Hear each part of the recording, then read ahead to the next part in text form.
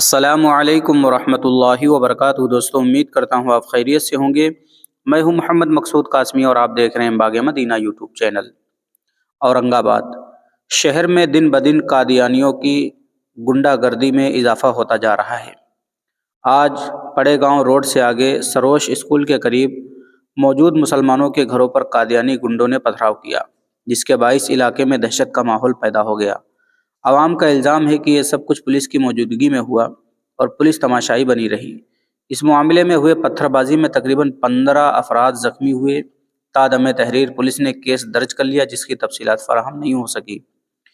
اس معاملے میں مجلس اتحاد المسلمین کے قائد ناصر صدیقی نے بہترین نمائندگی کرتے ہوئے معاملے کو رفع دفع کرنے میں پولیس انتظامیہ کا تعاون کیا۔ ساتھ ہی علاقے کے مسلمانوں میں پھیلے دہشت کے ماحول کو کم کرتے ہوئے ناصر صدیقی نے ساکنان کو تیقن دیا کہ ان کی گرفتاری کی صورت میں وہ خود بھی گرفتاری دیں گے۔ واضح ہو کہ مذکورہ بستی میں گنڈا صفت قادیانیوں کا ایک گروہ گزشتہ کئی سالوں سے علاقے میں خوف و ہراس کا ماحول پیدا کرنے کی کوشش کرتا آ رہا ہے۔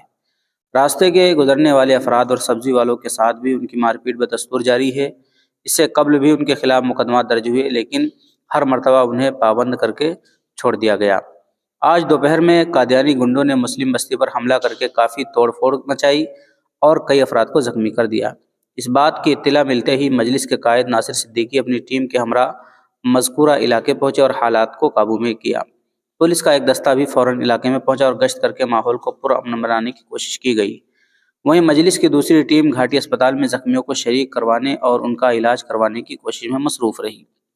علاقے کے ساکنان نے الزام لگایا کہ قادیانیوں کی عبادت گاہ میں تلواریں اور دیگر ہتھیار بھی رکھے ہوئے ہیں، جس سے وہ ہمیشہ علاقے میں خوف پھیلاتے ہیں اور ہر رابطہ کرنے والے کے ساتھ مار پیٹ کرتے ہیں۔